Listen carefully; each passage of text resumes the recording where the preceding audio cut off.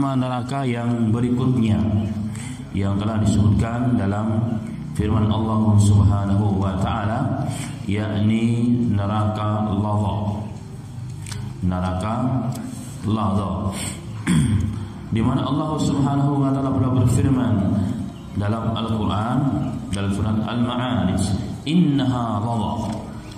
Innaha ladha. Dan itu adalah neraka ladha. Ladha artinya adalah nar yang meledahi, api yang bergejolak, api yang menyala dan bergejolak. Artinya apinya begitu panas. Nazza'atan lisyawa. Di mana apabila seseorang dimasukkan ke dalam neraka tersebut, maka akan terkelupaslah kulit kepalanya.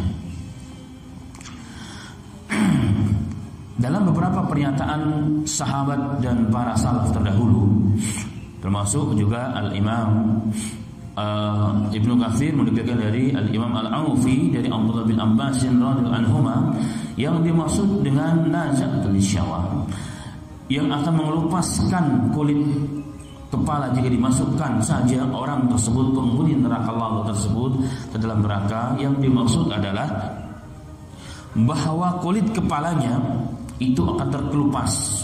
Ada yang mengatakan beserta dagingnya, kecuali hanya tulang tengkoraknya saja yang tersisa. Jadi begitu sangat dahsyat dan panasnya neraka Allah tersebut.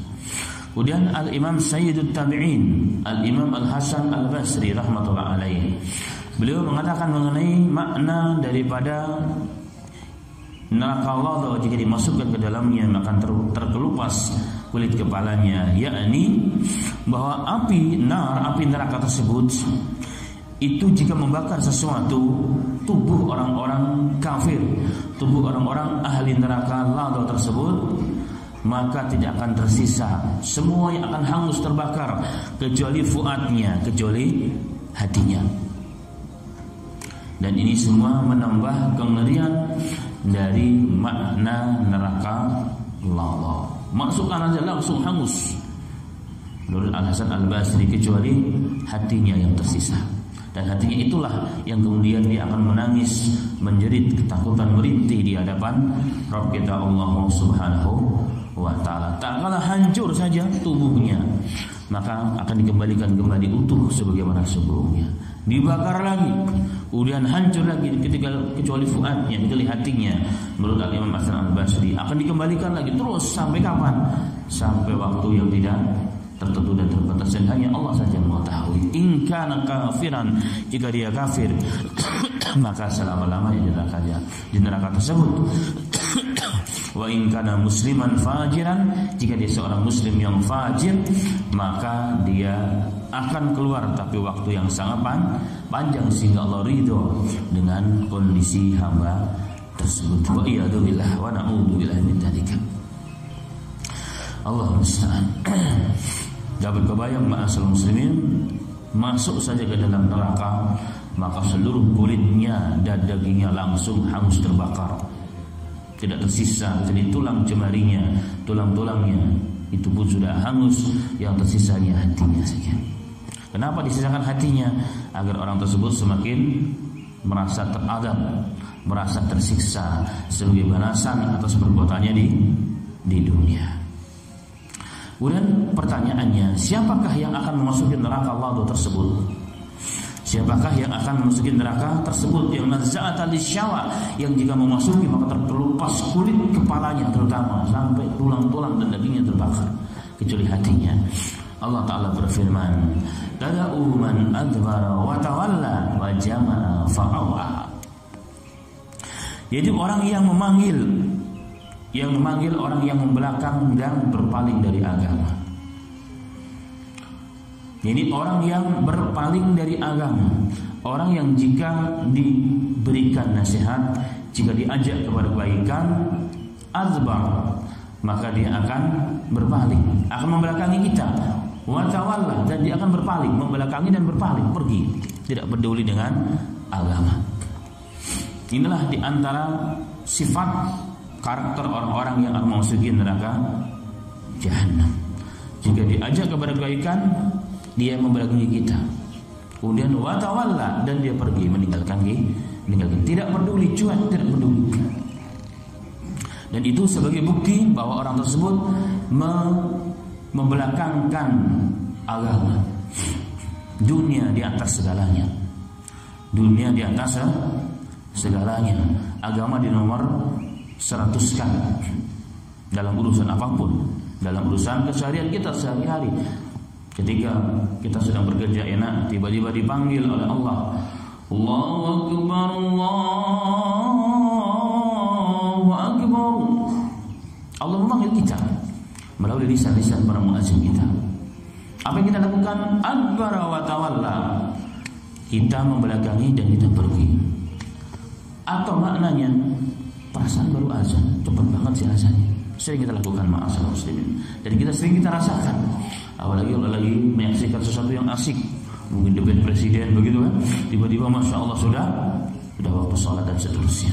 Nah, kita bisa jadi kondisi yang seperti ini memasukkan kita dalam golongan ahlun neraka, wa'iyatubillah. Atau lebih daripada itu, jadi betul-betul agama itu tidak dipedulikan, agama itu ditinggalkan, menjadikan Al-Quran di belakang punggungnya. Dalam hadis dikatakan, itulah orang-orang yang akan celaka.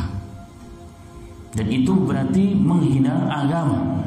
Harusnya agama jadi dijunjung tinggi di atas segalanya. Dia adalah rujukan segala dustur, segala peraturan perundang-undangan yang ada di muka bumi ini. Bukan di nomor 10 kan. Bukan di nomor 10 kan. Di antara bukti kita meninggalkan Quran dan agama adalah ingin merubah isi kandungan ketetapan Allah dalam Al-Quran. Merubah istilah dalam Al-Quran. Istilah kafir tidak mau, padahal kafir ada perkara yang baik dan seterusnya. Itu di antara maknanya. Adbara wa tawalla, membelakangkan Al-Quran, membelakangkan agama, wa tawalla, dan dia berpaling karena dia menghina agama. Wa jama'a fa'au'a. Kemudian sifat berikutnya, biasanya orang yang tidak peduli dengan agama, orang yang menomor-seribukan agama, bahkan sama sekali dia tidak menoleh ke belakang, tidak mau melihat agama dan bagaimana kondisi agama dan kaum muslimin. Orang tersebut adalah orang yang hubbud dunya, orang yang menjadikan dunia sebagai rujukannya, orang yang menjadikan dunia sebagai standar hidup dan kebahagiaannya. Bahkan dia rela, tidak peduli umurnya, tidak peduli kondisinya, dia akan tinggalkan itu semua demi mencapai matlamat yang diinginkan, yang sesuai dengan akal dan pikirannya. Inilah orang-orang yang mengumpulkan harta benda. Fajama'a fa'au'a. Kerjanya adalah apa? Mengumpulkan harta benda dan menyimpannya, seakan-akan hidupnya akan selama-lamanya. La haula wala quwwata illa billahil aliyil azim. Seorang ulama yang bernama Abdullah ibnu Hakim, beliau dahulu, di zaman dahulu, kalau menyimpan hartanya itu biasanya dalam kendi atau sejenisnya, ditutup sebelumnya. Tapi setelah beliau mempelajari ayat ini, fajama fa'au, beliau takut, jangan-jangan saya termasuk orang yang suka mengumpulkan harta dan menyimpan harta tersebut.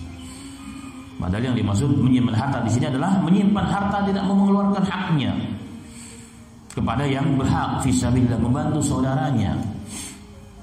Padahal yang dimaksud di sini adalah fajama'a fa'au'a, mengumpulkan harta sebanyak-banyaknya dan menyimpannya, tidak mau mengeluarkannya sama sekali. Kenapa demikian? Bakhil, karena dia merasa bahwa apa yang didapatkan betul-betul semata-mata hasil dari jerih payah dan cucuran keringatnya, hasil dari kemampuan ilmunya. Mirip dengan siapa? Dengan Qarun. Ketika diminta untuk mengeluarkan sumbangannya harta masyarakat, oh ya bisa. Aku dapatkan ini itu benar ilmi, aku dapat ini semua dengan kemampuanku, dengan ilmuku. Akhirnya apa yang terjadi? Bukan hanya dihinakan dia, bahkan dihabiskan semua hartanya beserta Qarun laknatullah alaihi. Allahumma musta'an, la haula wala quwwata illa billahil aliyil azim. Bahkan dalam hadis Nabi Muhammad sallallahu alaihi wasallam, Rasulullah pernah mengatakan, "Wala tu'i fayu'illahu 'alaiki." Rasulullah pernah berikan nasihat kepada Aisyah, ketika engkau ingin berinfak, wahai Aisyah, jangan kau hitung-hitung, jangan kau simpan, jangan kau hitung-hitung, maka Allah akan menghitung apa yang akan kuberikan kepadamu. Ketika mau berinfak, berjihad di jalan Allah, membantu sesama, apalagi membantu atas nama agama, jangan pernah dihitung. Nanti Allah akan menghitung-hitung juga. Jangan dihitung, maka Allah akan menghitung-hitung juga. Itu menunjukkan keraguan-raguan dalam dirinya. Masa sih Allah akan ganti? Masa sih Allah akan ganti? Berarti keraguan-raguan, maka Allah pun akan berbuat hal yang sama. Wa a'udzubillah, na'udzubillah min dzalika. Dan itulah Al-Hasan Al-Basri rahmatullah alaih, Sayyidun Tabi'in, juga pernah mengatakan, mengomentari ayat ini, ya ibna Adam, sesungguhnya wahai anak Adam, sesungguhnya kalian kalian telah mendengar apa yang diancamkan oleh Allah Ta'ala. Orang-orang yang suka menghimpun, mengumpulkan hartanya dan tidak mengeluarkan di jalan Allah Subhanahu Wa Ta'ala. Kenapa kalian juga masih gemar mengumpulkan harta, tidak mau menginfakkannya di jalan Allah Subhanahu Wa Ta'ala? Bahkan kalian berbuat kekejian tanpa takut dengan ancaman Allah Subhanahu Wa Ta'ala. Itulah Al-Hasan Al-Basri rahmatullah alaih, orang yang sahibul hikmah, yang kalimatnya terkadang seperti mirip-mirip seperti Al-Quran, karena begitu bijaksananya beliau rahmatullah alaih.